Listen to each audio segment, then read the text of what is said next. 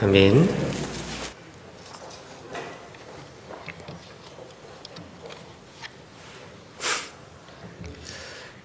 학창시절이었던 걸로 기억하고 있습니다.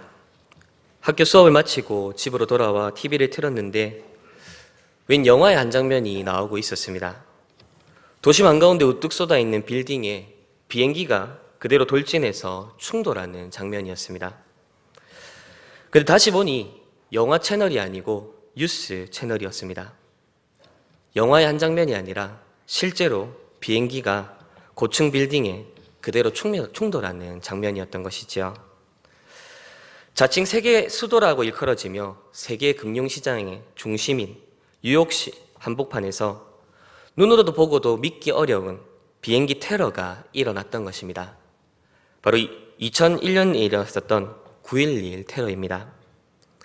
이 사건으로 인해 소위 쌍둥이 빌딩이라고 불렸던 세계 무역센터가 와르르 무너져 내렸습니다. 또 약 3,000명에 가까운 사람들이 목숨을 잃었습니다.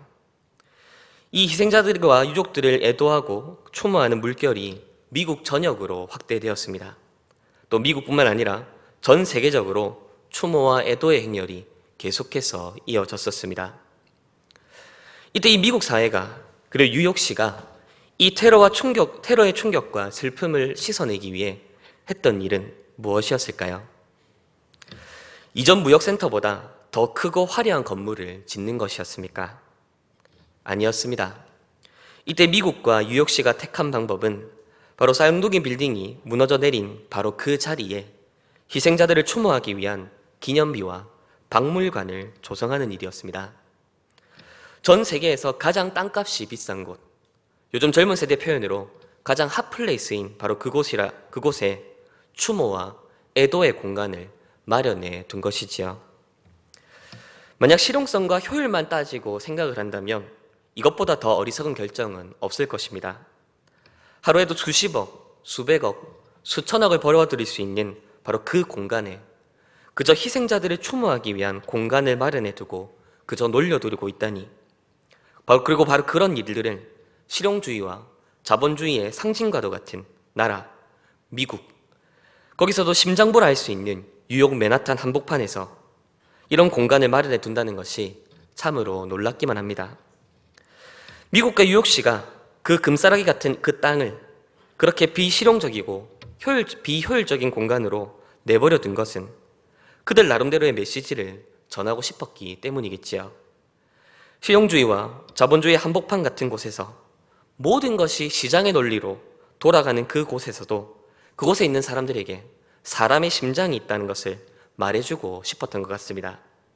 그렇게 그들은 더 크고 화려한 건물을 짓는 것이 아니라 희생자들을 위한 기념 공간을 남겨둠으로써 울림이 있는 메시지를 우리에게 전하고 있습니다. 오늘 함께 읽은 열왕기상 말씀은 북이스라엘 왕국의 7번째 왕 아합 시대의 행적을 소개하고 있습니다. 성경을 꾸준히 읽으신 분들은 이미 잘 아시겠지만 이 아합이라고 하는 인물은 열왕기상에 등장하는 모든 왕들 중에 가장 많은 분량을 차지하는 왕 중에 한 명입니다. 우리가 잘 알고 있는 엘리야 선지자의 활동 역시도 바로 이 아합의 통치 기간에 이루어졌었습니다. 성경이 이 아합에 대해서 이렇게 많은 분량을 할애하는 이유는 그가 이스라엘 역사 가운데 등장하는 왕들 중에 가장 악한 중에 하나였기 때문입니다. 그가 얼마나 악한 왕이었는지 오늘 본문 30절에서 31절 말씀이 이렇게 말하는데요. 오므리의 아들 아합이 그의 이전의 모든 사람보다 여호와 보시기에 악을 더욱 행하여 느밧의 아들 여로보암의 죄를 따라 행하는 것을 오히려 가볍게 여기며 시돈 사람의 왕 엣바알의 딸 이세벨을 아내로 삼고 가서 바알을 섬겨 예배하고. 방금 읽은 말씀에 등장하는 한 인물이 있습니다. 바로 느밧의 아들 여로보암이라고 하는 인물인데요. 이 여로보암은 이스라엘이라고 하는 나라가 북이스라엘과 남유다로 나뉠 때에 북왕국의 초대 왕이었습니다. 이때 이 아합이 등장하기 전까지만 하더라도 이 여로보암은 악한 왕의 대명사와 같은 존재였습니다. 그 이후에 등장하는 모든 왕들이 저지른 그 악행의 기준이 될 만큼 악한 왕이었던 것이지요. 자, 그런데 놀랍게도 성경은 오늘 본문에 등장하는 이 아합이 그렇게나 악했던 여로보암의 죄가 우습게 여겨질 만큼 더 큰 악을 자행한 왕이었다 소개합니다. 그러면 도대체 이 아합이 저지른 악행에는 어떤 것들이 있을까요? 우리가 조금 전에 읽긴 했지만 31절에서 33절 말씀을 다시 보시면 아합이 저지른 악행들에 대해서 이렇게 나열합니다. 시돈 사람의 왕 엣바알의 딸 이세벨을 아내로 삼고 가서 바알을 섬겨 예배하고 사마리아에 건축한 바알 신전 안에 바알을 위하여 제단을 쌓으며 또 아세라상을 만들었으니 그는 그 이전에 이스라엘의 모든 왕보다 심히 이스라엘 하나님 여호와를 노하시게 하였더라. 우선 그는 시돈의 왕 엣바알의 딸인 이세벨을 그의 아내로 맞이했습니다. 이때 이 시돈 왕의 이름을 통해서 어느 정도 유추해 볼 수 있으시겠지만 이 시돈이라고 하는 것은 가나안의 대표적인 신 바알과 아세라의 원산지에 해당하는 지역입니다. 그런데 바로 아합은 바로 그 시돈의 왕, 그 왕의 딸인 이세벨을 아내로 맞이하면서 동시에 그들이 섬기던 바알과 아세라 역시도 함께 받아들였습니다. 이처럼 아합은 하나님께서 가증스럽게 여기시는 가나안 신인 바알과 아세라를 적극적으로 수용하여 섬기기 시작했던 것이죠. 자, 그런데 오늘 본문 34절 말씀을 보면 앞에서부터 설명하던 내용과는 조금 맥이 다른, 어울리지 않는 이야기가 등장합니다. 바로 히엘이라고 하는 사람이 여리고 성을 건축한 이야기입니다. 앞에서는 아합이 얼마나 악한 왕이었는지를 이야기하다가 갑자기 여리고 성을 건축한 이야기가 등장하고 있습니다. 그렇다면 열왕기서 말씀은 왜 갑자기 이 사건을 언급하고 있습니까? 지금까지 아합의 죄악상에 대해서 이야기하다가 왜 갑자기 여리고성 건축 이야기를 하고 있는 것입니까? 그것은 바로 이 여리고성을 건축한 일 역시도 아합이 저지른 악행 중에 하나였기 때문입니다. 그럼 왜 이것이 아합이 저지른 악행 중에 하나인 것일까요? 왕이 자기 영토 안에 있는 성읍 중 하나를 다시 건축하는 것이 무슨 대수라고 왕이 저지른 악행 중 하나로 기록되어 있는 것입니까? 혹 여리고성을 건축하는 과정에서 이 아합이 노동력을 매우 심하게 착취했기 때문입니까? 물론 아합이라면 충분히 그랬을지도 모르겠습니다. 하지만 그것이 성경이 말하고자 하는 본질적인 이유는 아닙니다. 여리고를 다시 건축한 이 사건이 아합의 악행이 되는 이유를 알기 위해서는 이 여리고성과 관련된 이스라엘의 역사를 이해할 필요가 있습니다. 이 여리고성은 여호수아와 이스라엘 백성들이 가나안 정복 전쟁을 시작하며 처음 차지한 성읍입니다. 이 여리고성을 정복한 다음 여호수아는 이스라엘 백성들 앞에서 한 가지 맹세를 요구하며 이렇게 말합니다. 오늘 본문 여호수아 6장 26절입니다. 여호수아가 그때에 맹세하게 하여 이르되 누구든지 일어나서 이 여리고성을 건축하는 자는 여호와 앞에서 저주를 받을 것이라. 그 기초를 쌓을 때에 그의 맏아들을 잃을 것이요 그 문을 세울 때에 그의 막내 아들을 잃으리라 하였더라. 여호수아는 여리고성을 차지한 이후 그 성을 다시 건축하지 말고 폐허로 남겨두라 그렇게 명합니다.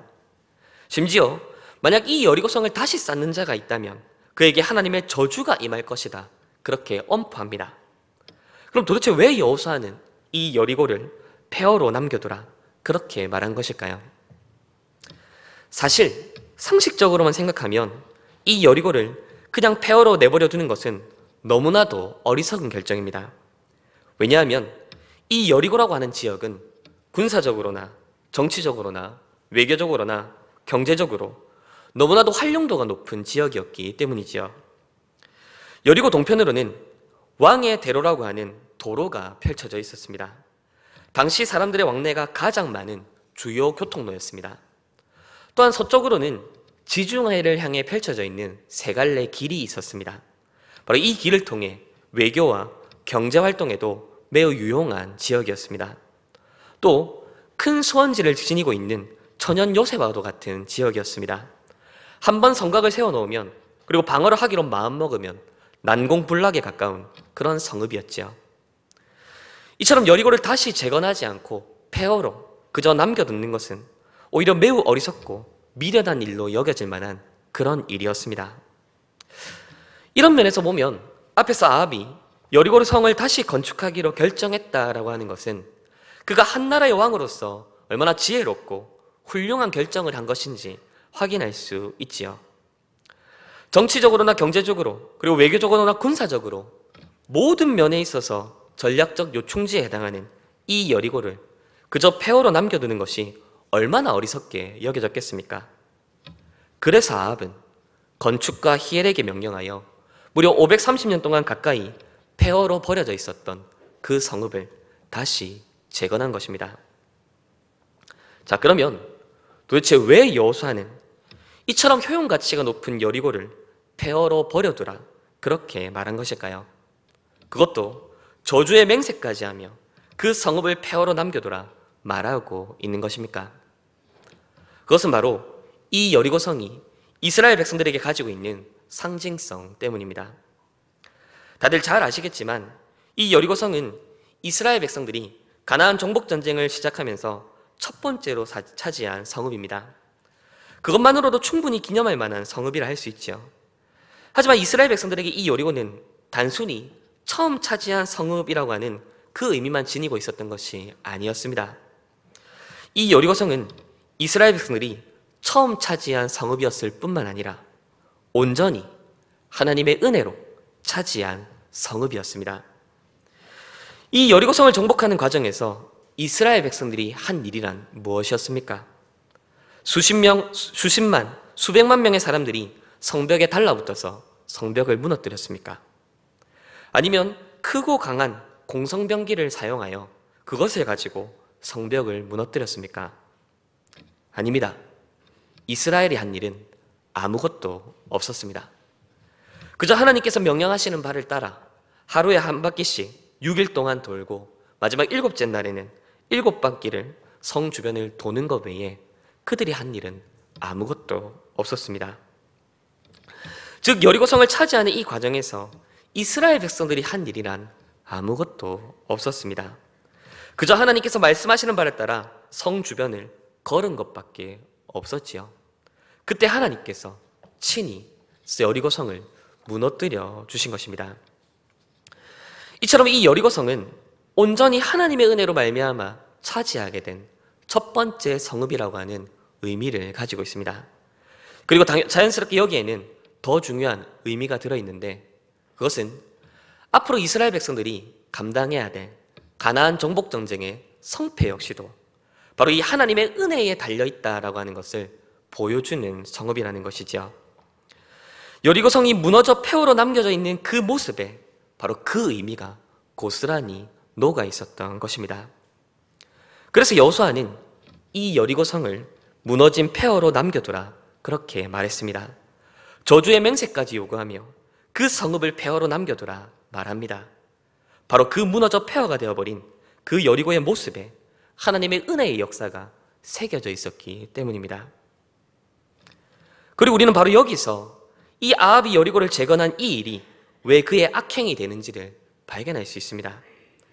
아합이 여리고를 재건한 이 일이 그의 악행이 되는 이유는 바로 그 일이 하나님의 은혜의 흔적을 제거하는 일이었기 때문입니다. 530년 동안 폐허로 남겨져 있음으로써 그곳 가운데 새겨져 있었던 하나님의 은혜의 역사를 제거해버린 일이었던 것이죠. 결국 아합이 여리고를 재건한 이 일은 그저 국가적인 대규모 토목공사를 진행한 것이 아니었습니다. 아합이 여리고를 재건한 이 일은 하나님의 은혜의 다스리심을 버리고 스스로 세상적인 지혜와 소견을 따라 살아가겠다는 선언이었습니다. 여기서 우리가 주목할 것은 이미 앞에서도 말씀을 드렸지만 이 여리고를 재건하기로 하는 이 결정이 세속 군주로서는 매우 뛰어나고 탁월하고 지혜로운 결정이었다는 사실입니다. 여리고는 정치적, 군사적, 경제적으로 매우 효용 가치가 높은 성읍이었습니다. 여리고를 다시 재건했을 때 얻게 될 유익과 이점들이 너무나도 많은 요충지였습니다. 그런 땅을 묵혀두지 않고 다시 건설하기로 하는 이 결정, 그가 세속군주로서 얼마나 탁월한 안목과 지혜를 가진 자인지를 보여주는 것이죠. 하지만 바로 그 탁월하고 그 지혜로운 결정이 하나님 보시기에는 악한 결정이었습니다. 왜냐하면 이 아합의 결정은 하나님의 은혜를 의지하지 않고 이 세상의 지혜와 가치를 쫓아가겠다는 의지의 표명이었기 때문이지요. 하나님의 도우심을 구하지 않고 이 세상의 원리와 방식을 따라 살아가겠다는 표시였기 때문입니다. 그렇게 아합은 형식상은 하나님 백성 이스라엘의 왕이었지만 그의 실상은 하나님 백성의 왕의 길을 포기한 자의 모습이었습니다. 하나님의 은혜와 도우심을 의지하며 사는 그 삶을 포기함으로써 하나님 백성으로서의 정체성 또한 함께 버려버린 것이죠. 자, 그런데 바로 이 아합과 같은 태도가 지금 이 시대를 살아가는 우리들의 모습 속에서도 나타나고 있지 않습니까? 우리도 형식상 교회의 일원으로 스스로를 성도로 그리스도인이라 그렇게 여기지만 우리의 실상은 세상 사람들이 생각하고 행동하는 모습과 다를 바 없이 살아가는 우리 스스로의 모습을 종종 발견하고 있지 않습니까? 우리는 무엇이 우리 인생과 삶을 책임진다고 여기며 살아갑니까? 나의 연봉, 재산, 주식과 부동산입니까? 아니면 일용할 양식을 채워주시겠다 말씀하신 하나님의 약속입니까? 우리는 무엇이 우리 삶의 진정한 안식과 평안을 안겨다 준다 그렇게 여기며 살아가고 있습니까? 우리 육신의 건강과 여유로운 여가 생활입니까?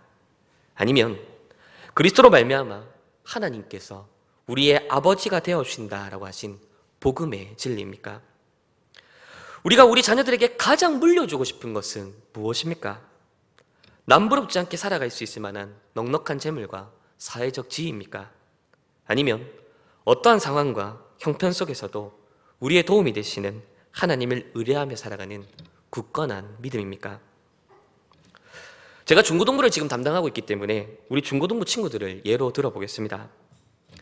그나마 우리 교회는 많이 나은 편이지만 시험 기간이 가까워지면서 많은 친구들이 교회에 출석을 하지 않습니다. 시험 공부를 위해서 예배를 드리지 않고 중고등부 모임에 오지 않고 그렇게 학교로, 학원으로, 독서실을 향해 갑니다. 공부를 하는 것 자체가 학생들에게 무슨 죄이겠습니까? 시험 준비하는 것이 무슨 잘못이겠습니까? 공부를 열심히 해서 좋은 성적을 얻는 것을 누가 나무랄 수 있겠습니까? 하지만 예배를 포기하면서까지 하는 그 시험 공부가 어떻게 하나님을 의지하는 삶이라 말할 수 있습니까? 예배를 소홀히 여기면서 주일 성소를 소홀히 여기면서 그렇게 얻은 그 점수가 어떻게 하나님께 영광이 될 수 있겠습니까? 이것은 전형적인 아합의 행보입니다. 우리의 여리고를 우리가 건축하는 행위입니다. 하나님의 은혜와 도우심을 의지하며 사는 그 삶이 아니라 우리의 삶에서 하나님의 은혜와 도우심을 제거해버리는 삶입니다. 안타깝게도 우리의 어리석음과 미련함은 너무나도 쉽게 우리의 정체성을 잊고 살아가게 만들지요. 순간순간 하나님의 은혜를 의지하며 살아가기보다는 세상의 지혜와 방식을 따르는데 우린 너무나도 익숙합니다. 우리의 연약함은 눈에 보이지 않는 그 하나님의 약속보다는 우리 눈앞에 보이는 현실의 필요를 따라 살아가도록 만듭니다. 손에 접히지 않는 하나님의 약속을 붙들기보다 지금 당장 내 손에 들려있는 것, 내 손으로 붙들 수 있는 것을 의지하며 살아가게 만듭니다. 또한 우리가 살아가는 이 세상은 우리를 그냥 내버려 두지 않습니다. 하나님의 은혜를 붙들고 의지하는 그 삶이 미련하고 어리석은 삶이다. 그런 삶은 불가능하다 말을 합니다. 그런 삶은 이 세상에 뒤처지고 도태될 수밖에 없다. 그렇게 말을 합니다. 그러면서 우리에게 우리 각자의 여리고를 건축하라고 부추깁니다. 자, 그러면 이러한 때에 우리에게 요구되는 모습은 무엇입니까? 그것은 우리 각자의 여리고를 다시 세우지 않고 폐허로 남겨두는 것입니다. 우리의 마음과 시선을 이 땅 위에 두게 만드는 것들을 내려놓고 하나님의 은혜와 도우심을 구하는 그 자리로 나아가는 것입니다. 이것은 크고 거창한 요구가 결코 아닙니다. 지금 우리가 이렇게 예배를 드리기 위해 함께 모여있다는 이 사실이 바로 이 고백의 일환이 아니겠습니까? 우리가 매주마다 드리는 이 예배는 우리가 인생을 살아갈 때에 필요한 어떤 처세술이나 지혜를 얻기 위한 모임도 아니고 우리의 정서적 만족과 위로를 얻기 위한 모임도 아닙니다. 우리가 드리는 이 예배는 우리가 이 땅이 아닌 하늘에 속한 자임을 확인하는 시간이지요. 우리가 이 세상이 아니라 하나님께 속한 자들임을 고백하는 자리입니다. 우리의 도움이 우리 스스로가 확보해 놓은 것들에 의해서 달려있지 아니하고 천지를 지으신 여호와 하나님께 달려있음을 확인하고 고백하는 자리입니다. 이 제배의 자리를 지키기 위해서 우리가 포기한 것들은 무엇이 있습니까? 주말에 포근한 이불 속에서 그 달콤한 쉼을 포기했을 수 있습니다. 오랜만에 가족들과 지인들과 함께하는 여행과 캠핑을 내려놓았을 수도 있겠지요. 평일에는 즐기기 어려운 등산이나 레저와 같은 야외 활동들을 포기했을 수 있습니다. 시험을 앞두고 있는 학생들의 경우 예배의 자리를 사수하기 위해서 지금 당장 시험 공부를 잠시 내려놓았을 수도 있습니다. 그렇게 우리는 각자의 여리고를 버려두고 지금 이 자리 가운데 나와왔습니다. 세상은 이런 우리의 모습을 미련하고 어리석다 말할 것입니다. 왜 인생을 즐기지 못하느냐? 왜 주어진 기회를 활용하지 못하느냐? 자신과 자녀들의 미래를 준비할 줄 모른다. 그렇게 말할지 모릅니다. 하지만 기억합시다. 우리 하나님은 여리고가 크고 화려하게 재건된 그 모습에서 영광 받으시는 분이 아니라 오히려 폐허로 버려진 그 모습 속에서 영광 받으시는 분이십니다. 우리가 세상적으로 남부럽지 않게 잘 갖추어진 그 모습 속에서 영광 받으시는 분이 아니라 오히려 이 땅의 것들을 포기하며 내려놓는다 하더라도 하나님의 은혜와 도우심을 구하며 살아가는 그 모습에서 영광을 받으십니다. 무엇보다 여리고가 폐허로 남겨져 있는 그 모습 속에는 하나님께서 이스라엘 백성들에게 베푸신 은혜와 그 구원의 역사가 고스란히 새겨져 있었습니다. 폐허로 남겨져 있는 여리고의 그 모습 속에 하나님께서 이스라엘 백성들을 위하여 행하신 그 일들의 흔적들이 새겨져 있었던 것이지요. 우리가 드리는 예배도 마찬가지입니다. 우리가 다른 모든 것들을 제쳐두고 바로 이 예배의 자리로 나왔을 때 바로 여기서 우리는 하나님께서 우리를 위하여 행하여 주신 일들을 확인할 수 있습니다. 우리가 드리는 이 예배는 삼위 하나님께서 그리스도 안에서 우리를 위해 행하신 구원의 일들이 뚜렷이 새겨져 있습니다. 이 예배의 자리에서 우리는 우리의 도움이 천지를 지으신 여호와 하나님께 달려있음을 고백하며 확인합니다. 또한 우리는 이 예배의 자리에서 여전히 죄 많고 허물 많은 우리를 그리스도의 피로 씻으시고 용납하여 당신의 자녀로 맞아주시는 하나님의 놀라운 사랑과 구원의 은혜와 긍휼을 확인합니다. 우리에게 자신을 알리시고 우리의 마음과 영혼을 새롭게 만들어 가시며 우리가 누구인지를 확인시켜 주시는 하나님의 말씀을 받습니다. 우리를 세상 가운데로 보내실 때에 홀로 보내지 아니하시고 우리와 늘 함께 하시겠다는 하나님의 약속을 받고 세상 가운데로 파송받습니다. 우리가 각자의 여리고를 쌓으며 그것들을 붙들고 의지하며 살아갈 때에는 결코 발견할 수 없고 누릴 수도 없는 바로 그 놀라운 은혜의 역사들을 우리는 바로 이 예배의 자리에서 확인할 수 있는 것이죠. 이제 말씀을 맺겠습니다. 여호수아는 무너져버린 여리고 성을 정복한 이후에 이전보다 더 크고 강한 성을 쌓아 올리라 그렇게 말하지 않습니다.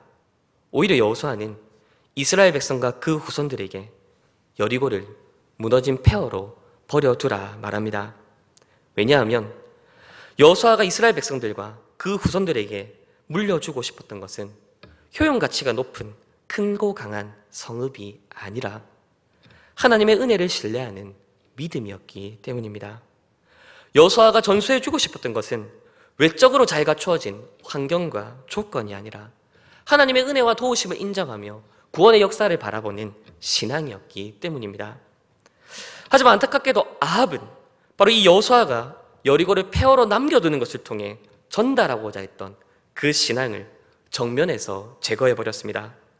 세상 나라의 기준과 논리를 가지고 신앙의 논리를 덮어버린 것이죠. 그렇게 여리고를 다시 건축함으로써 하나님께서 베푸신 은혜의 흔적과 그 역사를 제거하고 말았습니다. 우리는 어느 편에 서 있습니까?